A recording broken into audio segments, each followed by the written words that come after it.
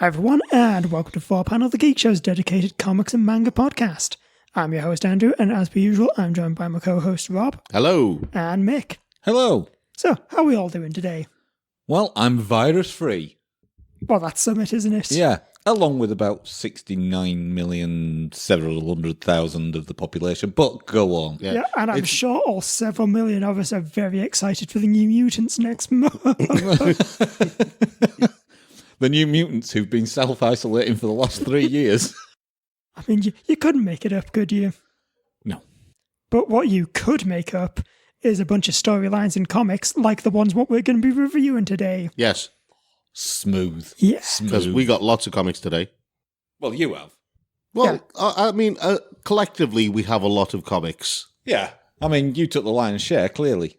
Yeah, but part of that lion's share is just absolute carnage. I understand why, because lions traditionally can't read comics, so, it was pointless handing them over to him in the first place, really. Are you saying I need a haircut? No, I'm saying you need to stop giving comics to lions to review. Anyway, Rob, would you like to kick us off with some comic reviews this week? Yes, Superior Spider-Man, which, it's automatic. Is that the actual automatic? And it's kind of... See, I don't understand what Marvel keeps doing. Superior Spider-Man starts off with the War of the Realms, and Otto Octavius, or Superior Spider-Man, or whatever Tolliver his name is, Edwin Tolliver or something like that, starts off with War of the Realms, and the Frost Giants have invaded San Francisco, and he's fighting them, and he wants the West Coast Avengers to come and help him, but he's not impressed by a bunch of them, especially Gwenpool, who everyone thinks is quite mad, because, she's the only person who, aside from Deadpool, who realizes that world that they're in is complete fiction. But he wants... And actually She-Hulk, I'll have you know. She-Hulk as well? Yeah, she's actually the character, pretty much invented the whole fourth wall breaking thing. Oh yeah, she did, didn't she? But anyway, he is fascinated by America Chavez because she has dimensional jumping powers and things like that and can punch space apart, or stars into space, or whatever it is she does. So anyway... he wants her help to basically take the fight to the Frost Giants and to whoever else is attacking Earth.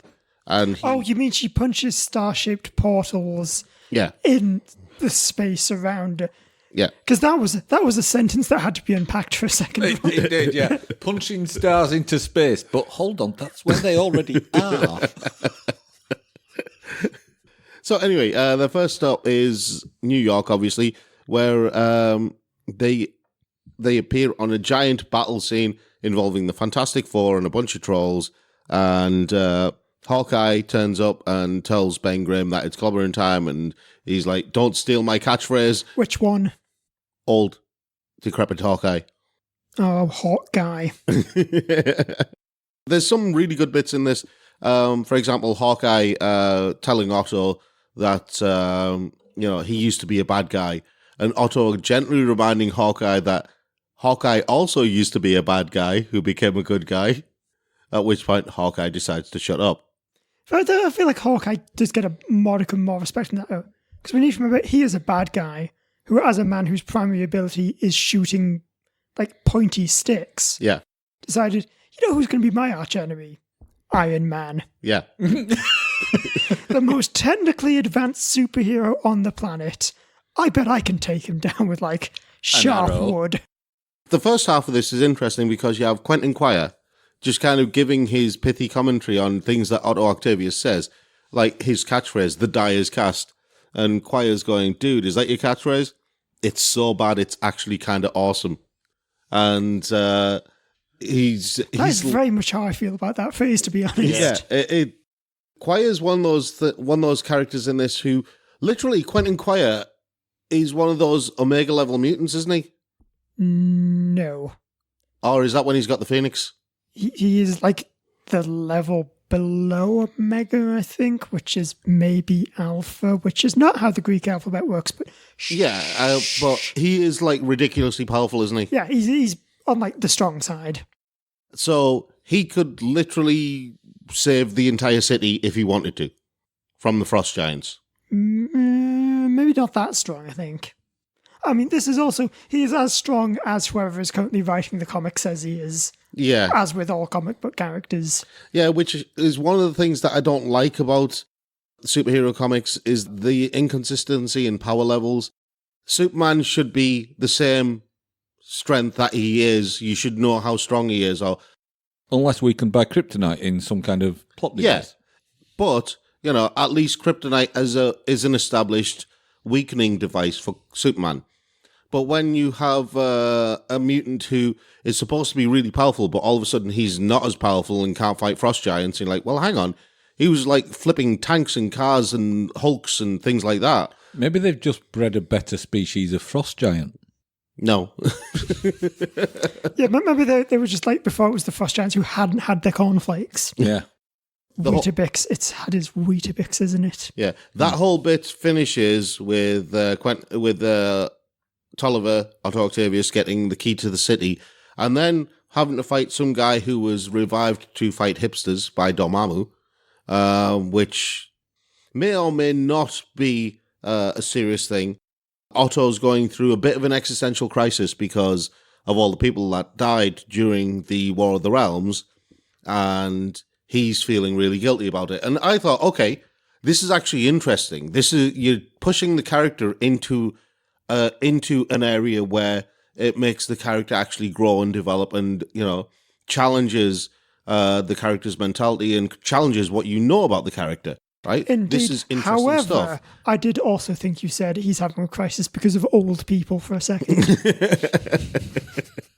See, it's interesting you say that because I don't like how this ended, and I will be honest. This was written by Christos Gage, and I'll be honest, I'm not impressed, Christos Gage, because you basically did...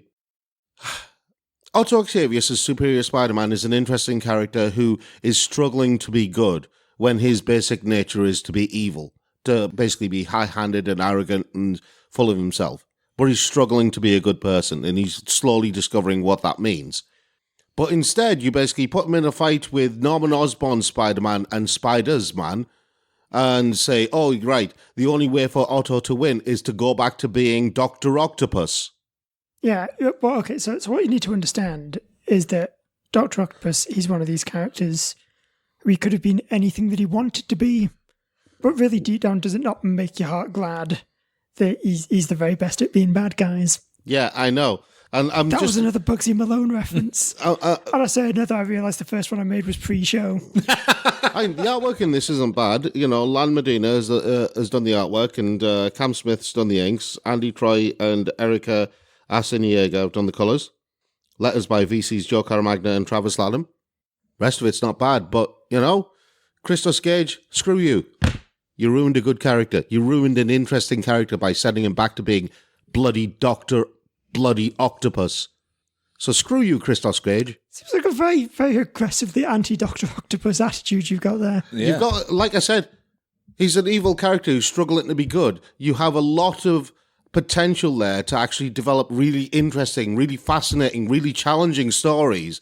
But no, you basically retreat on that. You renege on all of that promise, and you basically go back to him just being a bad guy. Because that's what readers want, apparently. No, we don't bloody want that. We want something that is more interesting. Also, on a note, we've just had a word from our lawyers. Other breakfast cereals are available. Yeah, cheerio. Wheatos. Yeah. Just don't keep naming breakfast cereals, all right? I don't know, I feel like that could be a fun new podcast. Andrew lists every breakfast cereal he remembers off the top of his head. It would only be fun if we got free samples. Okay, but what if all the free samples we get are just Rice Krispies? The worst breakfast cereal. It's the most fun. It goes snap, crackle, and pop. What if we were... And then you have to eat it, and it's just mush. What if we were so held back by the law that we couldn't name any breakfast cereal? We had to call it something like generic sugary rice cereal with added marshmallows. What's that one? Look, I'm just saying, if we rename the podcast to Serial, we'll get a lot more new, very confused listeners. And we're just going, when are they going to start talking about the murders? Yeah, but if we rename it to Serial, people will expect each episode to follow on from the last. Anyway, who's next? Technically it does. Who's next? That is how the concept of time works, Nick. No, I mean, thematically and with a plot of some kind. And as we all know, we lost the plot around episode 3. Yeah. Yeah, that's fair. Okay. Boom. Andrew, you're next. Oh, no. Now I have to do talking about things. You know I hate doing that. That's why I'm on a podcast. So, yeah, I have been reading Kino's Journey, The Beautiful World, Volume 5 by Haruka Shiramiya, original story by Keiichi Sixawa, and original character designs by Kohaku Kuroboshi. It's almost passable, isn't it? I mean, Rob still looks down to the ground in absolute disgust whenever I open my mouth and try and say Japanese names. I mean, to be fair, it just look at you like that. Not just Japanese names. Anyway, Kino's Journey by those people, what I mentioned before, and I'm too afraid to mention again. So, yeah, this volume, again, features Kino visiting another land. This one, to condense a long story short, this one, called The Land of Kindness, involves Kino visiting somewhere, and it's just a lovely place. Everyone's like really nice to her. They give her free stuff. She gets a new gun, which was a bit confusing because I think it's the gun that you see her having in some of the previous chapters. So I guess a lot of these stories are maybe like non-linear, which, to be fair, works because there's nothing really like connecting them. But I guess I just maybe could have used literally even just like big words saying this one is a flashback. Yeah, it can be a bit confusing. Yeah, and the main kind of big thing in the story is there's mention of a mysterious woman known only as the Master, who, yeah, I guess is trying to, I don't know, bring some Cybermen back or something. But no, this is a person who kind of, they ask Kino if they know about her, and Kino is like very obviously lying and says no. And it turns out this is maybe the person who kind of taught Kino everything they know about surviving in the wasteland and shrinking people down into miniature figures. Like all the best masters do. Yeah. I'm going to stop this joke now because I've realised I cannot off the top of my head remember anything the Master's done, like, beyond the most recent series of Doctor Who. He wore a dog collar once, I remember that. He turned Doctor Who into something that looked like a house elf from Harry Potter. Yes. That's right, that was David Tennant. Anyway, then, much like many Kino's Journey stories, there's a really sad and depressing ending to it. Nice. Even in the Land of Kindness. Oh, yeah, definitely in the Land of Kindness. We then actually get to meet this, the Master character, and that's where we find out that she is the one who kind of trained Kino a bit. And there's a fun bit at the end where, like, the final story is called The Land of Masks, where it's actually told of, like, 3 separate time periods, because we've now got, like, a group of characters. So the first one is about the Master visiting a land where basically people are too embarrassed to look at each other. And she kind of semi as a joke suggests, well, I've got some masks that you pick up, I'll happily sell them to you, you can just start wearing those. And just kind of makes a bit of money, drives off. Then years later, Kino comes by and finds that, like, this is a land where now everyone wears really elaborate masks that are actually really cool. They're like basically sort of like human faces. And they've got like twizzly dials on the side that you can use to like change the expressions. So like basically if you've got a neutral expression, someone tells a joke, you twizzle the thing and then it goes smiley face. I realise I shouldn't have said that while also pulling my mouth up to make a smiley face. Look, one of these days I'll get the hang of the whole audio media thing. Not today. And anyway, then and I guess maybe a few months later, Riku, who is someone that Kino met in a previous story, he also goes to the Land of Masks. And kind of him being like the kind of sort of prince of a realm, he's very, well, this is clearly a problem. I'm going to try and convince everyone to take off their masks. And he does. And finds that basically because they've been wearing these masks for years and not basically using their face muscles, they've got like weird, smooth, atrophied faces. Oh. Because like, obviously they haven't been using their mouth muscles to like smile or frown at anything, so they're just like a flat line. It is actually quite creepy to look at. Indeed. Yeah, and I like this idea that you've now got like multiple travellers, and so you can have all of them go to the same place and sort of see how it changes over the years. That's actually a really interesting idea. There's not many manga that actually do that. It is, especially as I was getting to the point where, to be honest, I was starting to maybe think, oh, I've probably pretty much seen all that Kino's journey has to offer. Like, it's just going to be more Kino goes to a place, there's some kind of like nice, fairly calm adventure. Maybe it's a bit sad, and that's it. And I like that they've, kind of found a way to mix it up a bit more. Cool. So, well played, creative team. And in honour of that, I'm not going to butcher your names again. So you know who you are. Give yourselves a pat on the back. So it's my turn to butcher names now. Yes. It is indeed. Okay. So I've got Captain Marvel Falling Star, which collects together issues 6 to 11 of Captain Marvel from last year. And it was written by Kelly Thompson, Anna Paolo Martello, and Carmen Carnera were the artists, with colours by Tamara Bonvillain. Drumroll. Applause. Golf star. Yeah, it was all right. Actually, I'm surprised that colorist wasn't delayed with the rest of No Time to Die. Oh, dear. And the letters are by VC's Clayton Cowles.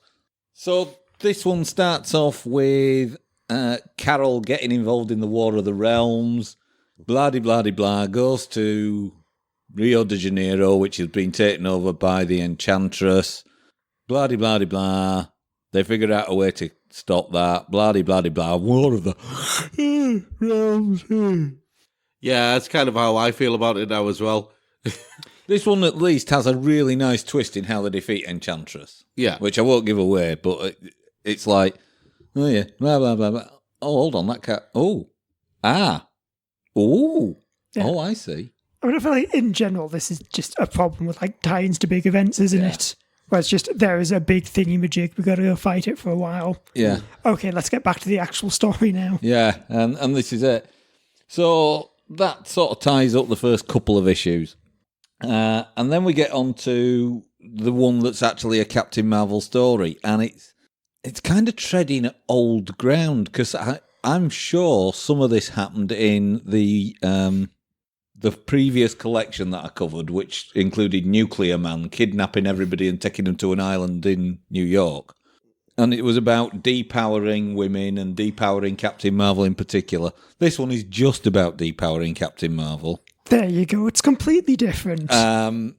There's an involvement from Minerva, who's highlighted as being a potential bad guy, but actually turns out to be an ally. Ooh, and then she dies and joins the Eternals. Ooh, spoiler alert! I didn't know that. No, it was a not very good joke about Gemma Chan. Well, okay. So, it's quite a neat little story. Someone from Captain Marvel's recent past has been seeded with a device that allows her to absorb Carol's power and actually becomes more of a hero. So basically Rogue. Kind of, but doesn't actually sap her powers, the individual sort of skills she has, just her general energy level, if you like, power level. Okay. Whereas Rogue is more a direct, if you can turn invisible, she touches you, she can turn invisible. This is more... So this new one just, gets a peppiness, get up and go. Yeah, basically. Gets her fortification of iron and 6 other vitamins. Learns how to start her day, right, with a nice bowl full of all bran. So the other thing is there's a little bit of coverage of this almost sort of Donald Trump style, Brexiteer style xenophobia, in that it gets released to the press that she's part alien, she gets robbed of her military rank. She gets kicked out the military. And then you suddenly start getting all these campaigns of send Captain Marvel home and stuff like that, all focusing on the half Kree part and ignoring the half human part. Yeah, and it feels like one of those things, even more than like, with the X-Men, I can kind of be okay with it, but like, surely there's characters like Thor, who are on the Avengers with the Captain Marvel, who's literally like, basically an alien from another planet. Yeah. Yeah. So it doesn't kind of hold water. It's been done better elsewhere. That's kind of what I was on about with the Superior Spider-Man one. Yeah. It's that manufactured drama that they try and ram down your throat that I hate. Yeah, and I think the problem is for me with this is by this point in Carol's story, she's well known enough by the general populace that minority of people who would think like that wouldn't drive the whole country to behave that way. Exactly. Yeah, exactly. It'd still be little pockets. It wouldn't be a whole movement. So it's a little bit hammer to smash a metaphorical walnut. Yeah, it's definitely they have like thought of the metaphor first and tried to sort of find a way to smash that into the story. So as for the core story of this ordinary person who's got this device inside them that can sap Carol's powers, that's quite a nice little story. I just feel that every Captain Marvel story I'm reading at the moment is about someone trying to nick Carol's powers. Because apparently Carol is really powerful. Yeah. Like, ridiculously powerful. Yeah. The strongest on planet Earth. Nobody is stronger than Carol Danvers, so only Carol Danvers' powers can be nicked. That's right. Yeah. I mean, let's face it, you wouldn't really want Steve Rogers', would you? I mean, they're basically just like, you know. Yeah, but my point is, if you can steal... I mean, if you did, you probably would get his incredible ability to grow a beard. Yeah. Here's my point. If you can steal the powers of one superhero, it means you can steal the powers from the majority of superheroes. So why wouldn't you go around nicking the powers from other superheroes? You say that like this is not completely made up science and there's hard rules to it. Yeah. But I mean, you're right in a point, you know. This is a device that saps someone's ability to have abilities rather than the abilities themselves. Right? Yeah. So it's like if you absorb the power from the Hulk, you wouldn't turn into the Hulk every time you got angry. You'd just have their vim and vigor. See, what you just said reminded me of one of those stupid lines from one of those movies. What's your dream? To have a dream. Yeah. and that's almost what this is. This isn't about envying Captain Marvel per se. This is just about envying power. And yeah, there is a little note in there of this sort of, and I kind of guess it's a parallel to the whole Me Too thing. You know, yes, it's easy for someone who's got some power in Hollywood, like a Kate Beckinsale or someone like that, to speak up against a Harvey Weinstein or something. But for the girl who works in an office in Middlesbrough, whose boss has been sort of inappropriate towards her, not quite so easy for her to stand up and point the finger. So there is an element of that, and I think that's a more serious message that could have come to the fore more than the whole xenophobic bigotry thing. Yes, damn it, we were fine with you when you were just a normal human being who could fly and shoot laser beams, but a half alien who can fly and shoot laser beams. That's just wrong. That's anti-American, that is. So it's yeah, I think what they've done is they've overemphasized the wrong elements. Yeah, in this, the artwork's good. It's kind of confusing that the covers don't bear any relevance to any costume that she wears between the pages, but hey ho, because comics, right? Yep, it is. I mean, I just hope one day they settle on what is Carol Danvers' hairstyle, because I feel like she has about 15 across all the titles she's in. She does. I mean, there are three things that I'd really like them to kind of finalise about Carol Danvers. Hairstyle is one. How long is that bloody sash is another.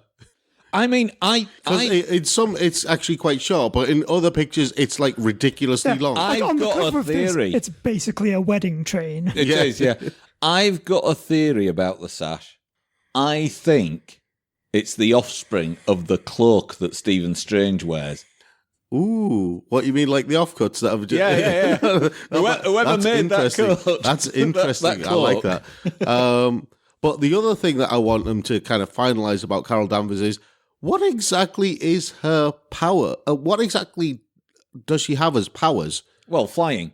Aside from the flying and the strength... And the photon blasts. And the photon blasts. But apparently she's got other abilities, which I've seen her have in other comics. I'm like, when did she get those?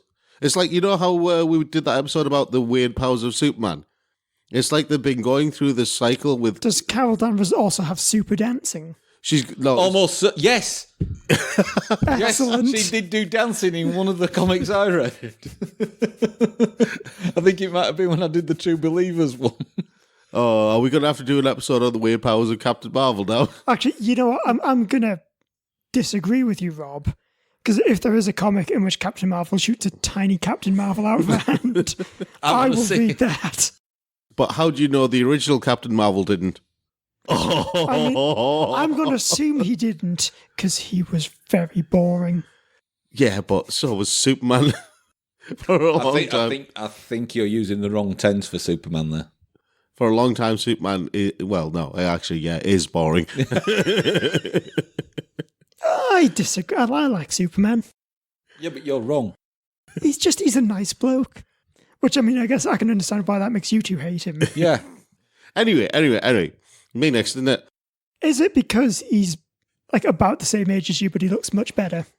No, Superman's way older than way Mick. older than me. And way you were older. born in the 1920s, Mick. No, I wasn't.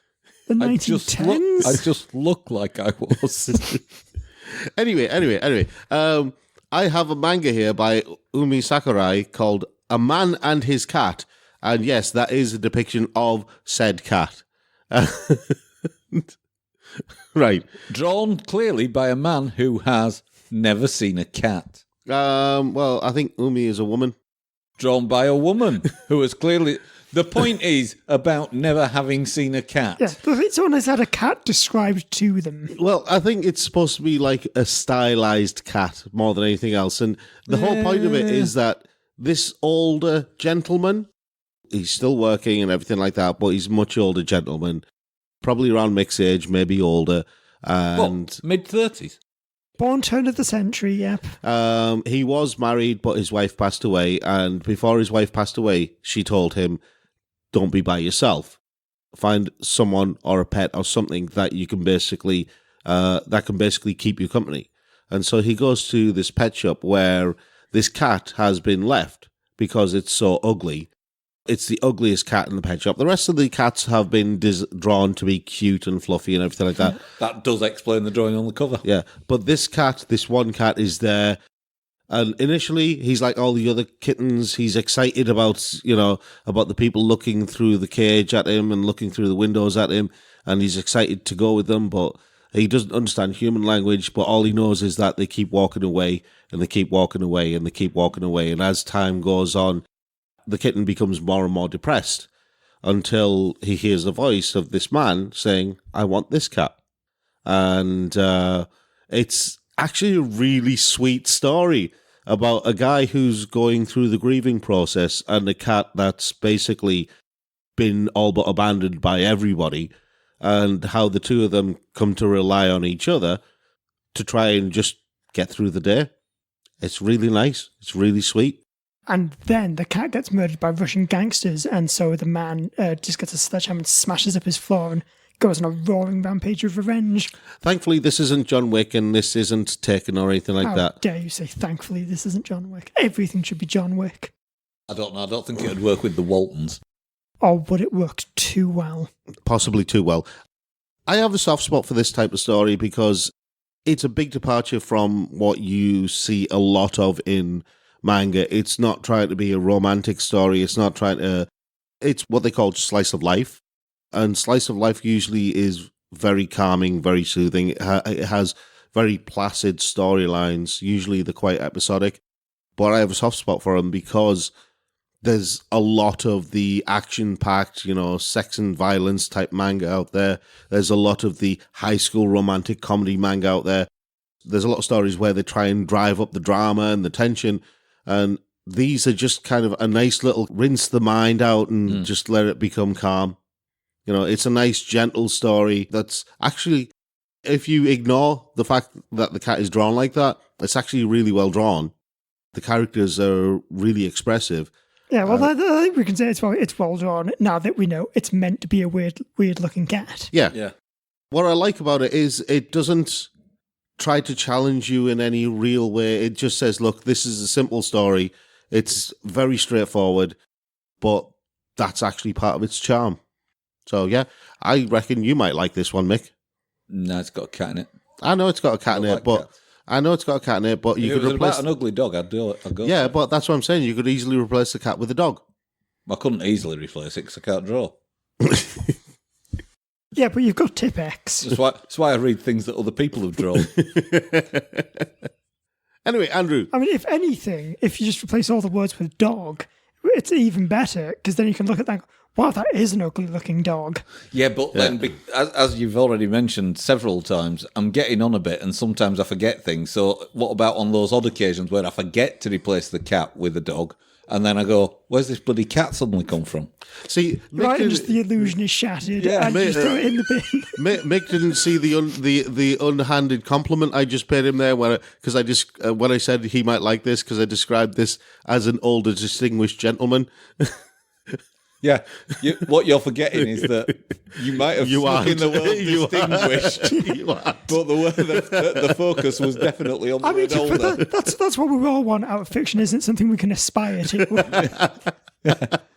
And if you two carry on, older is not something you should aspire to. Anyway, from a man and his cat to a man and his sword. Yeah, sure, why not? Specifically, the savage sword of Conan. As opposed to one of those, like, well-cultured swords. The older distinguished sword. And it's pet cat, yes. Also, we're talking about Kazar now. Says, man, I should not have worn gloves, but fine. So this is a collection of issues 6 to 11 of Savage Sword of Conan, subtitled Conan the Gambler, and kind of gonna have to go through them sort of one at a time. There's 3 separate stories because this is sort of an anthology with different creative teams. So issue 6 was written by Meredith Finch with art by Luke Ross, colours by Nolan Woodard, and it's something that it's been a while since I've seen in an ongoing comic, which is just a full-on filler issue.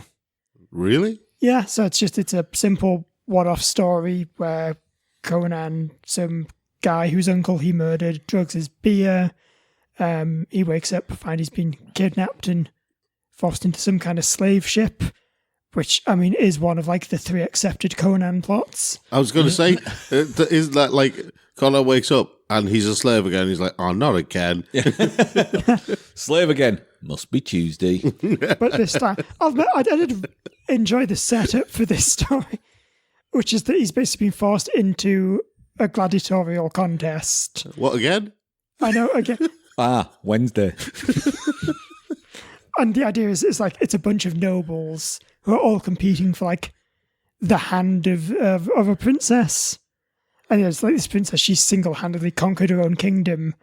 And so she said, right, basically like, you're all going to fight to the death, and the survivor, that's the guy worthy of marrying me.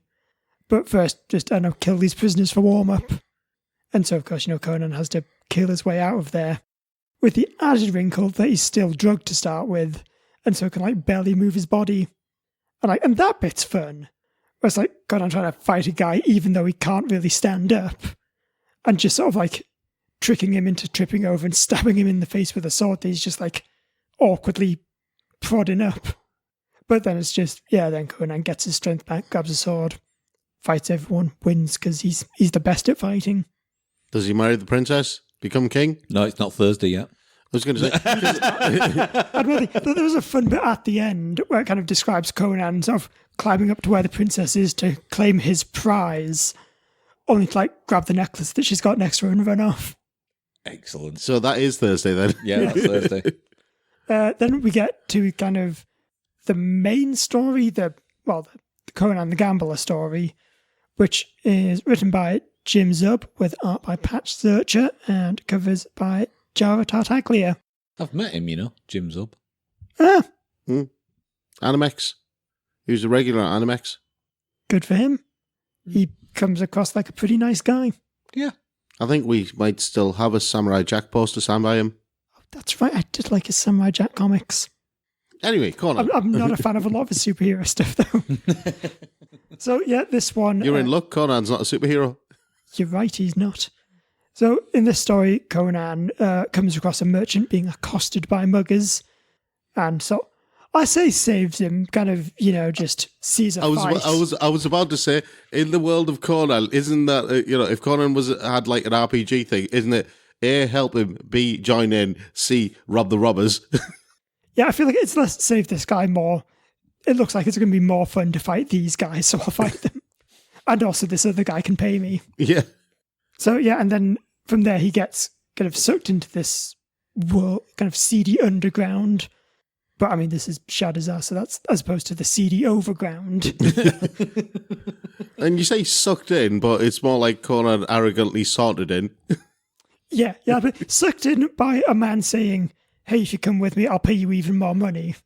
It's not exactly the most complex of ruses. Exactly. And it turns out this guy is heavily in debt to the local casino and is going to basically gamble his way to freedom and is actually doing a pretty good job until dun dun dun, he's poisoned and dies. Friday. Exactly. And it turns out, as per the rules of the casino, all his debts now fall on Conan and he has to basically gamble his way out to pay off the debts. That's a harsh casino, isn't it? That your debts fall to the hired help. I mean, it's pretty in keeping with the world of Conan, though, isn't it? Yeah. I was going to say it's pretty in keeping with the world of casinos. And again, like the first story, this is one that starts off, it's quite interesting and I'm really into it because it's Conan in the sort of situation he's not used to. He has a select set of skills, mostly drinking, fighting, thieving, and none of those can help him. No, he's got one other skill, but we don't talk about that one. That's more a hobby than a skill, I think. But then, the other one, it just devolves into, okay, now Conan's got to fight a big monster and then just kill a bunch of people. And he does that because he's the best at fighting. It's just a bit of a boring way to always end the stories. The last one I liked a lot more, though. It was The Cave of the Dark Crystal, which is written by Roy Thomas, who I believe he wrote the original Conan comics in the 70s. I think he did. Yeah. And with art by Alan Davis, one of the greatest comics artists ever born, Alan Davis, with inks by Cam Smith and colours by Chris Sotomayor. It's a proper old school Conan gets roped into a quest to go into a cave and find a magic crystal, and there's bandits and everyone betrays each other and there's monsters and cave-ins and fights that Conan doesn't actually win. So there's stakes. We've hit the weekend. Yeah, this is kind of like casual shirt Conan. Dressed down Conan. Well, no, it's TGIF Conan, isn't it? Actually, that's a point. Does dressed down Conan, in fact, have to put more clothes on? Yeah, he has to put tracky bottoms on over the top of his loincloth. I know, he goes home and plays a healthy game of lawyers and accountants. Yeah, I like it because it's got this very fun moment where it turns out Conan's deliberately gone on this quest to meet the mountain bandits because he knows they have a code where if he challenges the leader to a one-on-one duel and he wins, those bandits, they'll be his army. Except also they're bandits. So what happens is he walks up and goes, "You, leader, I challenge you to a duel." And he just goes, "Nah." And as his men drop a big net on Conan. Yeah. And then also he gets basically tied to a tree and it's going to be we'll just leave you to starve to death. Only for Conan to rip the branches off the tree and just use them as clubs that's a good Conan moment, isn't it? Yeah, always a good Conan moment. This story sounds like the more typical Conan story, where Conan basically goes in, all guns blazing, thinking, I'm cock of the walk, and just basically brute strengths his way through a problem. Yeah, I think it shows there's a distinct difference between, oh no, this is a bad situation, I'm just going to have to keep punching and hope for the best, and this is a bad situation, whatever, I can just kill all of them because I'm Conan, I'm the best. Yeah. And then that brings me on, because I've actually got 2 Conan books, because I've also been reading Age of Conan Valeria, which was written by Meredith Finch, remember her? Art by Aneki, colours by Andy Troy, and letters by VC's Travis Lanham. And Mick, when I got these books, and you saw Conan the Gambler, and you made some joke about there being an extended Conan multiverse. Yeah. We've got Conan the Barbarian, Conan the Gambler, and I guess that makes this girl Conan. Yeah, this is girl Conan. You said Age of Conan. Is this a video game related thing? I don't think so. I think it's just Age of Conan is the general term for Conan stories, but Conan isn't the main character. I think Age of Conan is it's like a literary version of a cinematic universe, isn't it? Yeah, pretty much. Okay. That explains a lot, because whenever I see Age of Conan, I'm thinking, well, he's not that old, is he? Yeah, Age of Conan, you just open up and it says, he's about 23. But yeah, so Age of Conan Valeria, there's a reason I've kind of just tacked this on to the end of Conan the Gambler, which is, because to be honest, I didn't get through it, I read about an issue and a half. Because it's just, Valeria, she's eventually becomes some kind of mercenary, I think, and meets Conan, but before that she was just a woman who was also the best at fighting. And her brother's been killed, and she's going to find the mysterious cloaked figure who did it. And is it going to turn out to be someone who's close to her and be a big thingamajig? You bet it is. A big thingamajig, you say? A big thingamajig. Please, Mr. Conan expert, I just want to ask, isn't that just Red Sonja? Isn't that just one of I've talked about the 3 Conan plots. There's 3 Conan plots, but there's also only 5 general fantasy plots. Yeah. Which are, we gotta find the thing or destroy the thing to defeat the villain. Ragtag group of adventurers go looking for treasure. Court intrigue. Wizards who want to smooch each other. Or gotta find someone who killed a family member. I've also noticed with Conan, there's only really 5 different types of leading female character. There's the sexy magic. Yeah, there's the sexy magic user. There's the sexy swordswoman. There's the sexy slave girl. They're all sexy for some reason. I mean, it's the costumes, mainly. There's the sexy pirate. One thing I'll tell you about the Age of Conan, material was at a premium. Cloth was very difficult to come by. That might explain why everybody's always getting off with everybody in the Conan stories. One of the things that I've always found with Conan-related material, and fantasy-related material in general... There's not a lot? Is that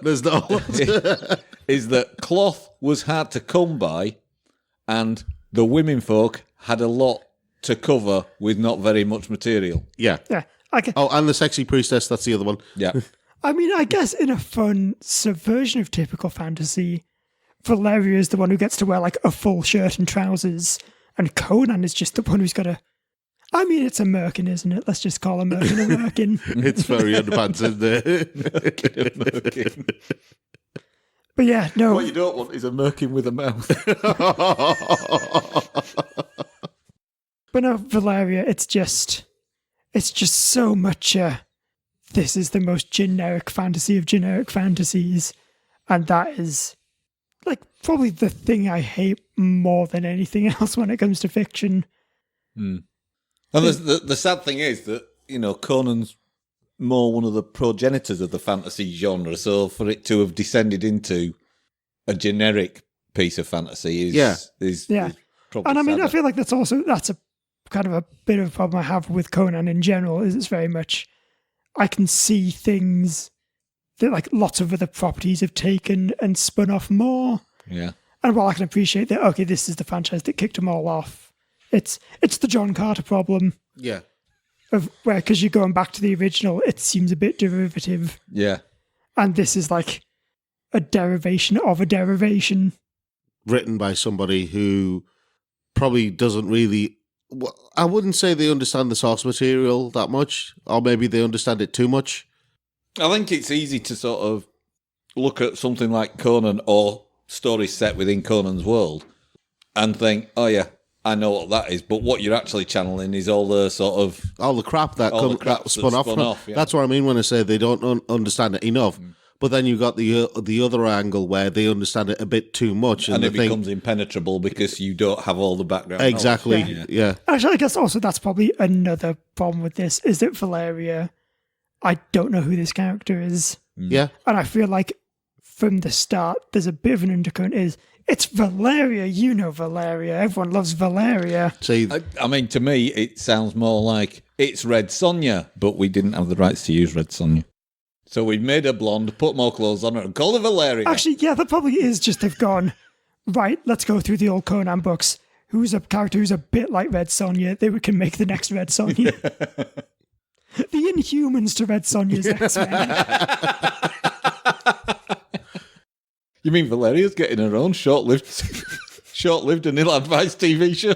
Oh, I hope so. I can't wait for the episode where like she can see a few seconds into the future and yet still falls down a hill and loses her powers because she bumps her head. Or the episode where she's the best sword fighter and someone then just hides all her swords for the rest of the show. Yes.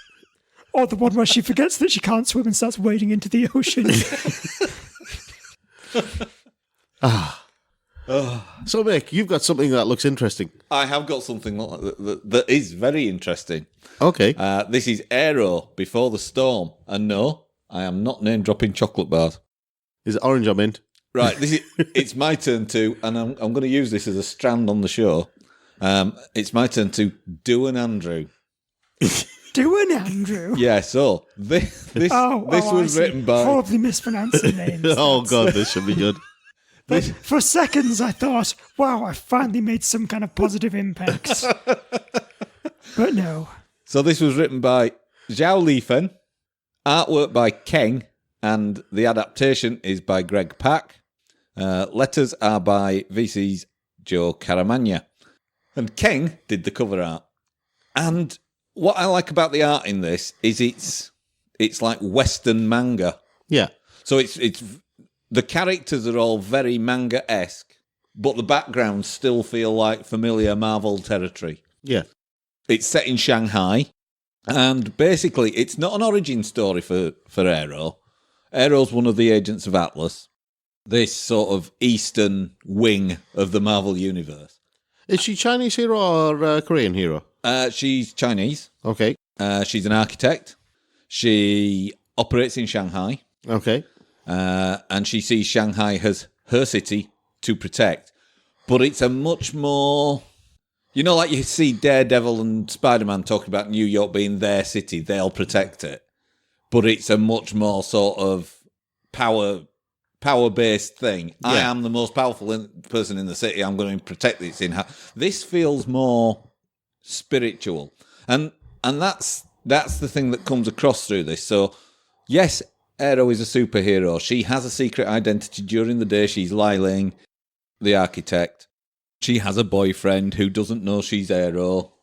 The people love Aero because she protects the city. She's got wind powers. She's basically the last airbender, but as a comic book hero. And she can control the wind and she can use airstreams to detect things and stuff. But the this is my city and I will protect it thing feels more spiritual because of that elemental element. Yeah. So it's like she can sense not that the people of the city are in danger necessarily, but that the fabric of the city is in danger. And the theme is constant throughout both her hero and her everyday identity. So when she's designing her buildings, she designs them in a way that enhance Shanghai completely and utterly, not in a way that just makes more money for developers. Yeah. And this is not an origin story. She already exists. There's already a bit of reference to things that have happened in War of the Realms and Agents of Atlas. It's a standalone story for just Aero, and it's wonderful. I really enjoyed it. Oh, nice.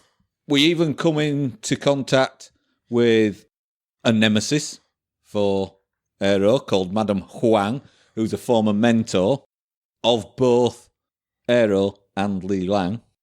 It's beautifully drawn.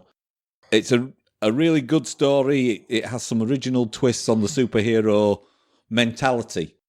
And I'm looking forward to seeing more of Aero. Now, in a forthcoming episode, I'll be reviewing Agents of Atlas.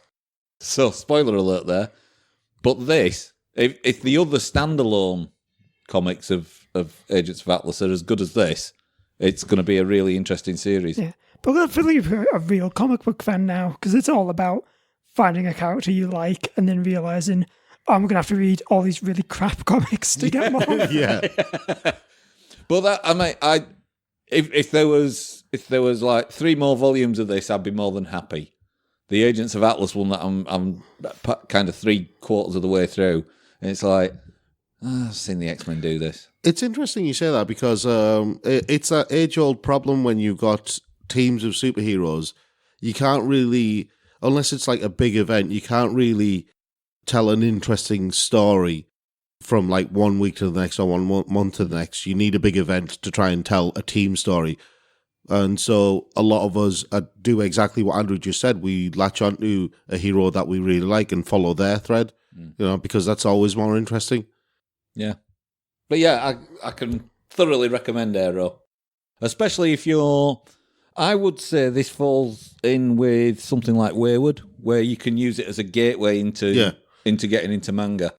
It's not just got the aesthetic, it's got that sort of spiritual feel to it as well. Yeah. Right, so my turn, and we're going to end today's episode with absolute carnage. Oh, there's so much of it. There is so much of it. Just before Rob starts, it's worth mentioning to listeners that this episode is available in 14 separate volumes. Right. So anyway, thankfully we didn't get sent We should make this half of the show like Patreon exclusive.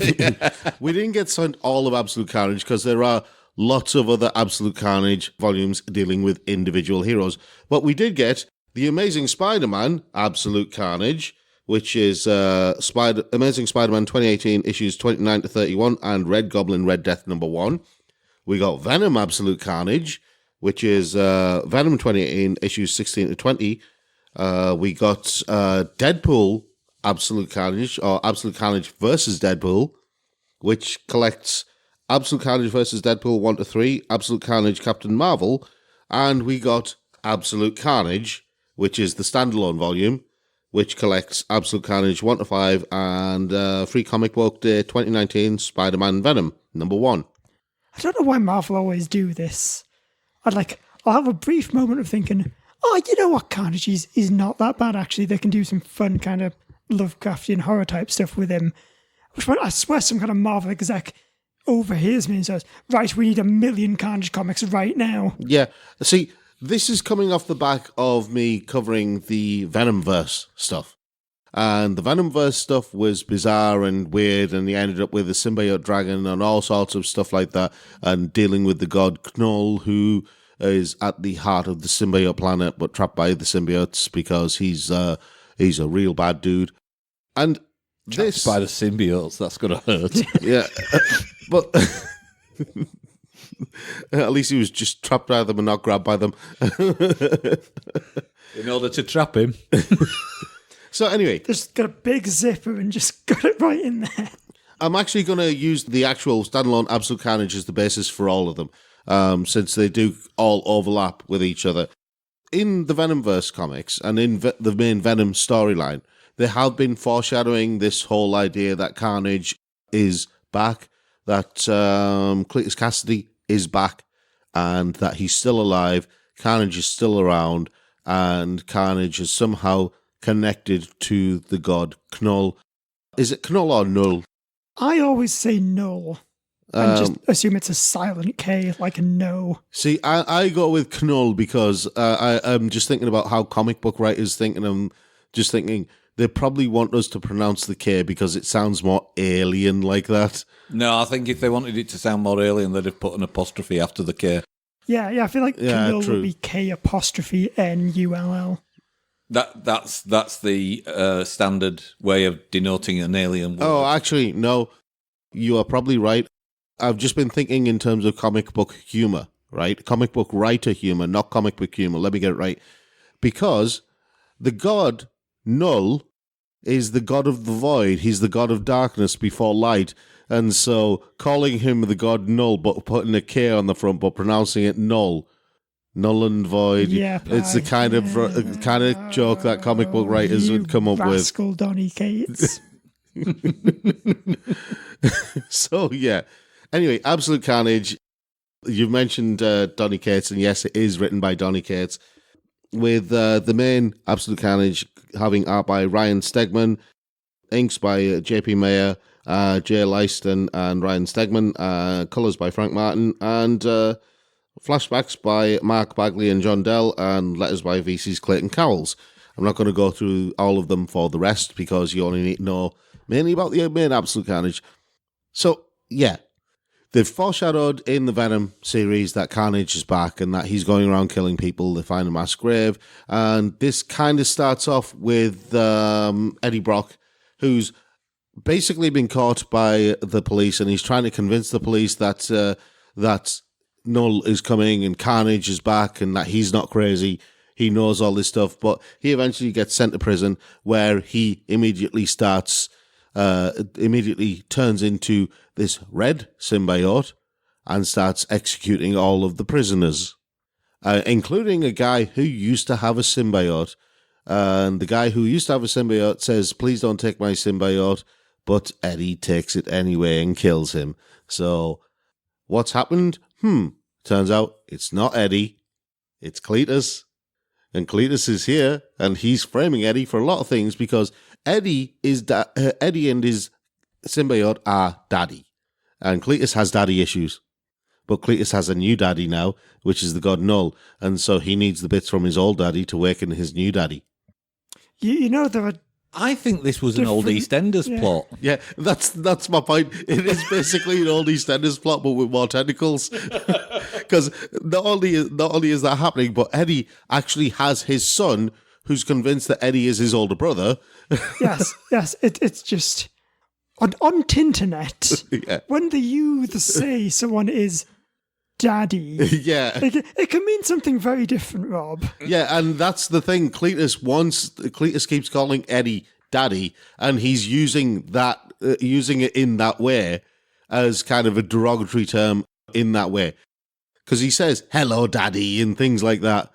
Because Carnage is the spawn of Venom. You have lots of things going on. But the thing is, Eddie doesn't want Venom anymore. Because Venom's gone off and he's basically been doing his own thing. Venom is just, the symbiote has basically taken on human form, has been doing his own thing. But now the symbiote senses that the god Null is going to be awakened and wants Eddie to team up with him to go out and kill all the other former symbiote users. And there's a lot of them, including a lot of heroes from people who were infected with symbiotes during the Venomverse incident. And so, yeah, you have this kind of race against time to find the symbiote users before Cletus Cassidy does, and Cletus has been going around infecting a lot of people with Carnage, with the spawn of Carnage. Yeah, you remember that symbiote dragon from the Venomverse incident? They kind of lost what happened to that. What happened to it was that Carnage got his hands on it, which is not a good idea, because that gave Carnage the ability to mass reproduce his symbiote and infect lots of people, including lots of killers and Norman Osborn. So yeah, everyone's in a fight for their lives against absolute Carnage, which has started infecting the city and potentially the world as well. Is this basically a metaphor for coronavirus? It's bizarre that it's actually so timely, because I'm going to come back to Absolute Carnage in a second, but you have these overlapping stories, as you do with any crossover, like The Amazing Spider-Man, which is interesting because it starts off with Spider-Man kind of standing up MJ on a date, but there's this ongoing narrative of Spider-Man's history with Harry Osborn and Norman Osborn, why Norman Osborn hates him so much, everything like that. And all of it is kind of in the process of a fight where Spider-Man is trying to protect Norman Osborn's grandson and Eddie Brock's son from the Carnage symbiote, in particular, the Norman Osborn Carnage. So he's trying to protect those two kids from Norman Osborn as Carnage, and he's getting the crap kicked out of him because Spider-Man versus Carnage, it's obvious who's going to win. And that's why you always wash your hands. Yeah. But then it goes on to a story of Norman Osborn as Carnage as the Red Goblin. But then it goes on further onto a story of Norman Osborn's grandson as Kid Red Goblin, or whatever you called him. Roblin and Croblin. It's not. It's a bit of a strange one, the Amazing Spider-Man issue of Absolute Carnage. But then the Venom one is, well, it's a lot more straightforward because it connects more directly with Absolute Carnage because Venom and Carnage kind of go hand in hand. But this one is a bit of an eye on it. There's an image for you. Not an image I want. Sorry, kind of go more tentacle in tentacle. Yeah, but I was about to say, kind of go more tentacle in tentacle. This is the thing. Eddie has a son. Yes, called Carnage. No, his actual human son. Called Dylan, I think it was. Because Carnage, this mass grave that they find in Absolute Carnage is basically it's mainly former symbiote users, including Eddie Brock's former girlfriend and Dylan's mum. That's what they think, but they don't find her body. So potentially she's still alive. Maybe. They don't cover that in this, though. But they do find out something in this issue, that Dylan Brock isn't or might not be what he says he is or what everyone thinks he is. Because Sleeper, who is this is where it gets a bit weird. Sleeper is the name of a symbiote who is the guy inside him is basically the Kree guy who had the Venom symbiote first. Boy, you are looking at me like I have any idea what these words you're saying. Yeah, I know. It all gets confusing. But Sleeper is basically the seventh spawn of Venom's seventh spawn, which, as soon as I read that, I went, hang on, isn't that a Pratchett reference? Isn't that? Yeah, that's a sorcerer. It's the eighth son of the eighth son, a wizard squared, a sorcerer. Yeah. He's a source of magic. You know, as soon as he described himself as the seventh spawn of the seventh spawn of Venom, I was like, okay, that explains why he's so different. And Sleeper, he can think for himself. He's completely separate from everybody. And he kind of becomes Dylan's pet cat. But he knows the truth about what Dylan is, and he wants Dylan to tell Eddie exactly what he is. But Dylan also finds out at the end of this that Eddie is actually his dad. And so the two of them kind of end this with Dylan keeping his secret, but the two of them trying to process that now they're not older brother, younger brother. They're basically father and son. And then you get to Absolute Carnage versus Deadpool, which, well, that must be straightforward and sensible. No. See, not only do you have Deadpool doing his very best to kind of muddy the waters, you have Spider-Man also doing his very best as Deadpool's favourite pal to muddy the waters. They have a very Deadpool 2 moment in this where the bottom half of Deadpool gets stuck to the ceiling, and so Spider-Man has to look after him while he's going through the baby legs phase. But you also have the writers of this. Carnage realizes that Deadpool is basically a unicorn. Deadpool's the only one who's merged with 4 symbiotes at once. At which point you have a little side note from Jake T going, 5 if you count Deadpool back in black. And then another message saying, we don't, from Devin. And Jake T replying, get out of my book, Devin. So you got the writers throwing in pithy comments like that, just because they can. It's a bizarre situation where Deadpool becomes Carnage's most sought after and Carnage only wants the spines because apparently that's where the symbiote codex is, Deadpool wants Spider-Man just to be his best bud. Which then leads on to, it leads on to a Captain Marvel story. Sure. Is it one where someone tries to steal Captain Marvel's powers by any chance? Yes. In this case, it's Carnage who tries to steal Captain Marvel's powers by infecting her cat, or her, what's it called? A flurkin? Flurkin. So anyway, Carol's in space fighting a giant space monster. More tentacles. So she's fighting a giant space monster, but before she fights that, she basically grounds herself by watching videos of her cat. Her flurkin. That sounds wrong. Hold on, you can get older videos of Captain Marvel's flirking. Is that what you're telling us? What corners of the internet have you been going to? Marvel corners. So anyway, Carol's worried because her neighbour keeps feeding her pet cat, or overfeeding her pet cat. And when she gets back, she finds out that her cat has suddenly turned into that because it's been infected by Carnage. Yeah, that's not going to work on an audio format. Yeah, her cat has basically gone from fluffy kind of tabby cat to red tentacled demonic thing with bright yellow eyes, and which also all cats eventually descend into. Which also has tentacle mouth, which then swallows Carol Danvers.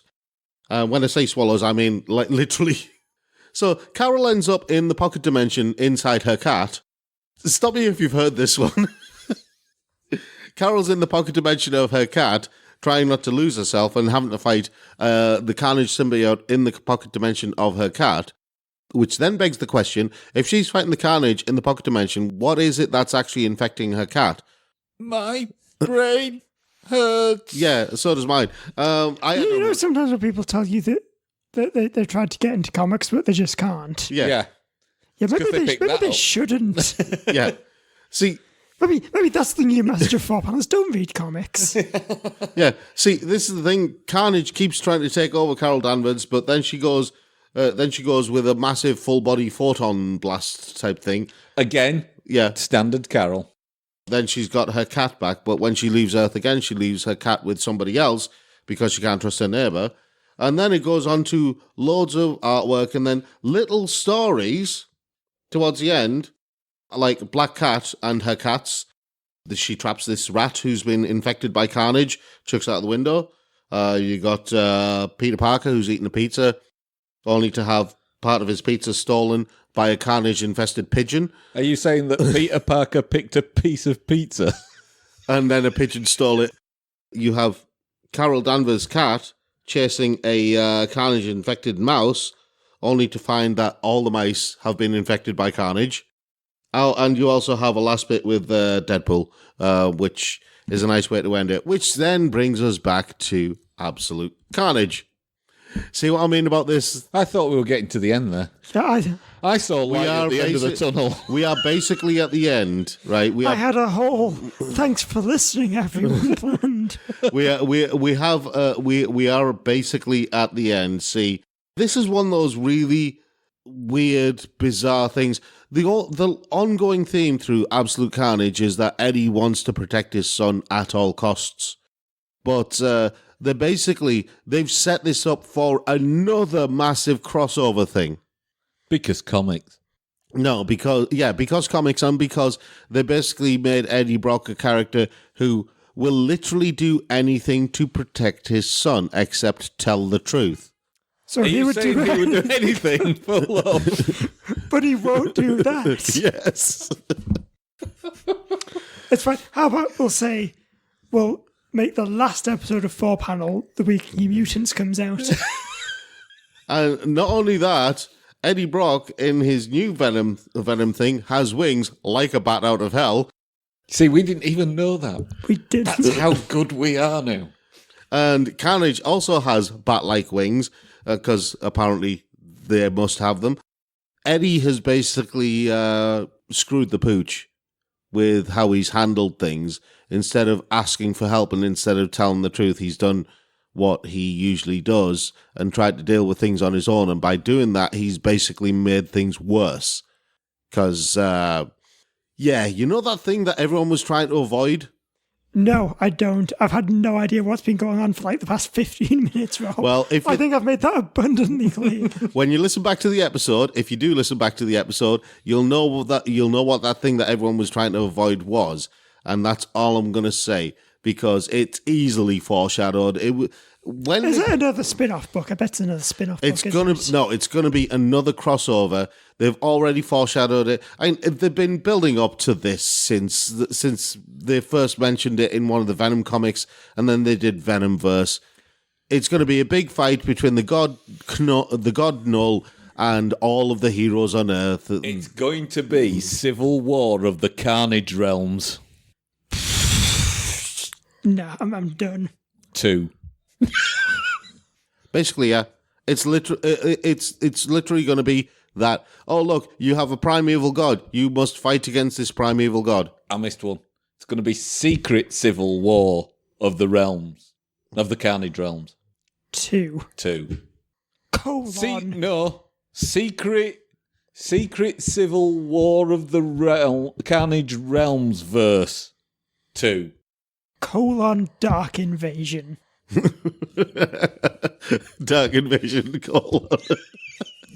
Dark Invasion. End it now, Andrew. End it now. Well, that's it for us, everyone. We are at the end of the show. If you'd like to hear more of us, you can find us on all good podcast apps, or you can listen to us directly on thegeekshow.co.uk. If you want to follow us, you can follow us at The Geek Show on Twitter and Facebook.